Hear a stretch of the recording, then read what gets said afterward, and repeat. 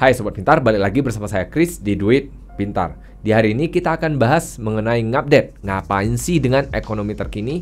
Seperti biasa, kita akan bahas mengenai apa yang sudah terjadi dalam 1 bulan terakhir, apa efeknya kepada kita, dan juga yang tidak kalah penting, bagaimana kita bisa menghadapi dampak dari situasi tersebut.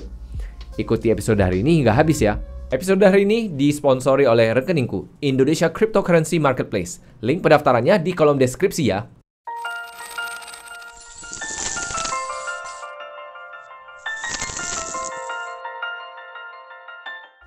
Seperti biasa nih, sebelum memulai, BPJS-nya dulu dong. Bayar pakai jempol, share, dan subscribe saja. Episode dari Duit Pintar akan selalu saya hadirkan di setiap Senin dan Kamisnya. Jadi Sobat Pintar bisa dapatkan episode yang lebih banyak dari Duit Pintar. Langsung kita masuk dari topik pertama hari ini, yaitu dolar AS ataupun dolar Amerika Serikat yang mencapai angka 15.000 per dolarnya. Ini merupakan angka yang cukup tinggi sebenarnya, karena angka ini belum pernah tercapai dalam 2 tahun terakhir. Angka ini terakhir kali tercapai ketika angka COVID pertama kali muncul di Indonesia, yaitu angkanya tiba-tiba naik banyak. Itu kalau nggak salah dolar mencapai sekitar Rp16.000. Kenaikan dari dolar ini tentunya dikarenakan adanya inflasi di Amerika Serikat yang mencapai angka 9,1%, yang mana ini merupakan angka yang tertinggi dalam 40 tahun terakhir. Angka inflasi ini sudah pernah saya jelaskan di episode sebelumnya, jadi Sobat Pintar ikuti lagi episode sebelumnya.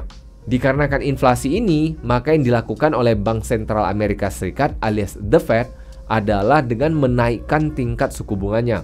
Ketika tingkat suku bunganya mereka naik, maka yang dilakukan adalah banyak sekali investor akan menabung dana mereka, dan juga ada sebagian yang sudah minjam dari bank, mereka akan mengembalikan dana pinjaman mereka. Dikarenakan banyak sekali pinjaman mereka ini mereka pinjam dari Amerika Serikat, kemudian mereka investasikan di negara berkembang, salah satunya Indonesia. Walaupun begitu, kita akan bahas sedikit nanti soal Indonesia. Kenapa Indonesia sebenarnya dampaknya tidak terlalu besar terhadap kenaikan inflasi yang ada di Amerika Serikat. Tentunya dampak kepada kita dari kenaikan dolar AS ini adalah banyak sekali barang dan jasa yang harganya tiba-tiba naik banyak.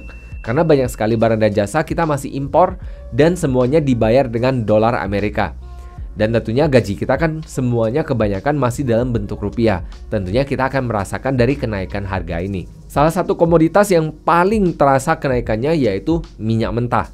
Hal ini dikarenakan di Indonesia sendiri, walaupun kita sempat menjadi negara produsen migas, minyak mentah secara khususnya, namun sayangnya beberapa tahun terakhir, kalau nggak salah dalam 1 dekade terakhir, kita menjadi importir minyak. Jadi mau nggak mau, sedikit banyak kita bakal mendapatkan efek dari kenaikan harga minyak mentah ini.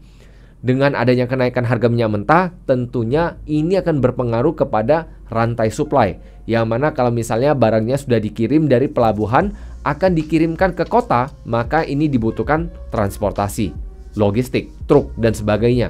Dan tentunya ini kan pakai minyak. Nah, minyak ini yang harganya naik, maka harga barang akan cenderung mengikuti kenaikan ini. Namun itu hanya salah satu contohnya, karena ada banyak sekali komoditas yang harganya sebenarnya naik banyak. Dari jagung, gandum, dan sebagainya. Tentunya yang bisa kita lakukan, kita mulai dari yang pertama, yaitu kita bisa antisipasi. Antisipasi tentunya kita siapkan dana lebih dari anggaran bulanan kita. Jadi misalnya nih, saat ini kita menggunakan sekitar 50% dari penghasilan kita untuk biaya bulanan kita. Nah, kita siapkan sedikit lebih banyak, sehingga kalau terjadi kenaikan harga dari barang dan jasa yang kita pakai, paling enggak ini enggak akan mengganggu keuangan kita. Jadi saat ini kita udah boleh anggarkan cadangan dana yang lebih banyak. Tujuannya untuk menghadapi kenaikan harga ini. Yang kedua yang bisa kita lakukan adalah tingkatkan. Yang ditingkatkan tentunya adalah peningkatan penghasilan kita, cari sampingan dan sebagainya. Yang mana bercerita soal peningkatan penghasilan udah saya bahas panjang lebar di episode sebelumnya. Jadi Sobat Pintar ikuti lagi episode sebelumnya. Dan yang terakhir, lebih bijak. Lebih bijak dalam mengeluarkan dana kita. Lebih selektif dalam pengeluarannya. Jadi contohnya seperti yang sudah saya bahas di episode sebelumnya juga, ketika kita hendak berbelanja sesuatu, coba kita pikirkan, mana tahu ada substitusinya, ada penggantinya. Contohnya misalnya, dulunya makan beras Thailand, mana tahu kalau misalnya harga beras Thailand ini naik terlalu banyak, ini mengganggu keuangan kita, bisa aja beras lokal menjadi pilihan kedua. Jadi hal-hal seperti ini ya bisa kita pertimbangkan juga. Gimana agar pengeluaran kita menjadi tetap ataupun bahkan menurun dan penghasilan kita meningkat pula. Namun ada catatan sampingan. Catatan sampingan ini adalah inflasi di Amerika Serikat itu sebenarnya angkanya lebih tinggi daripada inflasi yang tercatat di Indonesia. Di satu sisi ini mungkin banyak yang mengatakan, Chris, data di Indonesia kan belum tentu benar, dan ini dan itu dan sebagainya. Jadi ya ini saya nggak mau perdebatkan ya. Tapi yang ingin saya kasih tahu adalah kita di Indonesia sebenarnya cukup beruntung. Cukup beruntung dalam artian begini. Di Indonesia sendiri, Indonesia adalah negara yang syarat akan komoditas. Banyak sekali komoditas kita. Dan dengan kenaikan harga komoditas ini, dan dengan dibutuhkannya komoditas kita ini, maka kita akan menerima banyak dolar. Ini yang sebenarnya menyebabkan inflasi kita nggak terlalu tinggi dibandingkan negara-negara lainnya yang tidak memiliki banyak komoditas. Karena kalau misalnya kita tarik ke belakang beberapa bulan terakhir, banyak sekali negara yang mengalami krisis energi. Akhirnya yang mereka lakukan adalah mereka mengimpor batu bara dari Indonesia. Itu adalah salah satu contohnya. Sehingga mau nggak mau mereka akan membayarkan dolar kepada Indonesia, yang akhirnya membuat sebenarnya rupiah kita itu sebenarnya tidak sejelek-jelek yang ada di luar negeri. Tidak lebih jelek daripada mata uang di luar negeri. Dalam artian mata uang di luar negeri banyak sekali yang anjlok hancur-hancuran. Di Indonesia sendiri rupiah terhadap dolar sebenarnya memang anjlok, tapi angkanya tidak sebesar yang ada di luar negeri. Jadi di sini saya bisa katakan kita cukup beruntung. Hal kedua yang akan kita bahas hari ini adalah terjadi kenaikan tingkat suku bunga di hampir seluruh dunia. Jadi ini bukan terjadi di Amerika Serikat aja, bukan terjadi di Eropa saja ataupun di Inggris saja, tapi ini sebenarnya terjadi di seluruh dunia. Tentunya ini masih nyambung sama yang pertama, dikarenakan inflasi yang meningkat di seluruh dunia.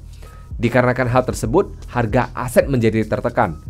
Lalu dampaknya ke kita apa? Dampak ke kita tentunya suku bunga naik, dan suku bunga naik ini dapat menyebabkan cicilan bulanan kita juga naik, terutama yang nyicil dengan bunga tidak tetap ataupun floating rate. Yang kedua tentunya dengan bunga yang tinggi ini, banyak sekali investor mau nggak mau mereka kembalikan dana pinjaman ini kepada bank mereka, yang akhirnya ini membuat banyak sekali harga aset turun. Karena tidak jarang para bule-bule ini minjem dari luar negeri karena bunganya kecil, kemudian mereka investasikan ke negara-negara lain termasuk Indonesia salah satunya. Dan ketika negara mereka menaikkan tingkat suku bunga mereka nggak mau bayar bunga tersebut. Akhirnya yang dilakukan adalah mereka mencairkan aset mereka yang di Indonesia ataupun di negara-negara berkembang dan mereka balikkan ke negara mereka. Dampaknya tentunya harga aset di Indonesia menjadi turun ataupun cenderung tertekan. Dampak ketiga yang terjadi tentunya dengan harga aset yang menurun, kekayaan kita juga menjadi menurun. Saya sendiri terdampak cukup banyak sebenarnya. Tapi ya tentunya fokus kita sebenarnya supaya menjadi kaya bukan hanya berinvestasi, tapi untuk menjadi lebih kaya, naikkan penghasilan kita. Fokusnya kepada earning power, fokusnya kepada seberapa banyak yang bisa kita dapatkan dan kita investasikan nantinya. Jadi yang bisa kita lakukan dengan dampak-dampak demikian apa saja? Nah ini sebenarnya cukup menarik nih. Saya akan bahas yang bagian investasi dulu. Kalau yang investasi dan investasinya sebenarnya untuk jangka panjang, jadi memang kita nggak utak-atik dalam waktu jangka pendek, kita bisa tetap lanjutkan investasi kita, lakukan pembelian secara berkala. Jadi saat ini menurut saya dengan harga aset yang cenderung tertekan, cenderung menurun, menurut saya ini adalah kesempatan untuk beli lebih murah. Tapi ingat kembali, dengan kita melakukan yang namanya dollar cost averaging alias beli berkala, maka yang harus kita lakukan adalah cek kembali asetnya ini. Yang mana sebenarnya udah saya bahas cukup mendalam di episode sebelumnya. Jadi Sobat Pintar ikuti lagi episode sebelumnya. Apa yang harus kita sediakan ataupun siapkan sebelum kita melakukan yang namanya dollar cost averaging. Jangan asal beli, misalnya kalau beli-beli koin micin, ya akhirnya nanti yang ada malah boncos, bukan malah untung ketika harganya naik nanti. Dan hal kedua yang Sobat Pintar bisa lakukan adalah untuk Sobat Pintar yang memiliki pinjaman, terutama pinjaman dengan bunga tidak tetap, yang mana cenderung terjadi pada KMK, kredit modal kerja, kredit rekening koran, dan juga kredit pemilikan rumah, maka Sobat Pintar bisa ngomong nih sama bank. Bang, tolong dong bunganya diturunkan alias lakukan aplikasi penurunan tingkat suku bunga. Hal ini sangat penting nih, karena dengan kita melakukan aplikasi ini tentunya biaya bulanan kita, cicilan kita setiap bulan bisa aja cenderung lebih menurun. Paling nggak lebih murah daripada yang ditetapkan dikarenakan kenaikan tingkat suku bunga ini. Karena perlu diingat, di mana-mana seluruh perusahaan yang ada di seluruh dunia pasti maunya untung. Jadi ketika ada kenaikan suku bunga oleh bank sentral, mereka akan langsung menaikkan tingkat suku bunga mereka. Dan ketika ada penurunan, mereka cenderung nggak mau turunkan. Oleh karena itu, kita sebagai nasabah, kita yang harus inisiatif nanya, minta. Kalau kita nggak minta, ya nggak diturunkan. Ini adalah hal yang sebenarnya cukup wajar sebenarnya. Jadi ya kita harus sendiri inisiatif datang ke banknya, tanyakan. Minta tolong dengan itikat baik, ingin terus bisa melanjutkan cicilan ini, kita minta untuk diturunkan tingkat suku bunganya. Ini sudah pernah saya lakukan dan bisa saya katakan ini menghemat dana saya cukup banyak sekali. Cukup banyak sekali. Jadi bisa saya katakan ini adalah hal yang cukup manjur untuk dilakukan ketika kita melihat adanya kenaikan tingkat suku bunga ini. Karena kenaikan suku bunga ini bisa berdampak cukup banyak terutama kepada pinjaman kita yang cukup besar, terutama untuk KPR. Jadi untuk KPR ini kan biayanya berdasarkan harga rumahnya yang belum kita bayarkan. Dan ini angkanya kan cukup besar sebenarnya. Bahkan katakan nih misalnya, bunga naik 1% aja, itu bisa aja berdampak sekitar 500.000 hingga 1 juta rupiah kepada cicilan kita. Jadi kalau kita bisa hemat angka itu, kenapa kita nggak menghemat? Jadi untuk menyimpulkan episode hari ini, tentunya banyak sekali hal yang disebabkan oleh inflasi dari apa yang terjadi belakangan ini. Namun tentunya jangan ini jadikan masalah, kita pikirkan solusinya kira-kira apa yang bisa kita lakukan agar kita bisa menghadapi hal-hal tersebut, agar kita bisa mempersiapkan diri kita sebelum kita mendapatkan masalah keuangan. Jadi kira-kira sobat pintar nih, udah ada belum yang pernah kena efek dari yang saya sebutkan tadi? Kalau udah kena, tulis dong di kolom komentar. Jadi itu saja episode hari ini, terima kasih sudah menyimak, see you in the next episode and bye-bye.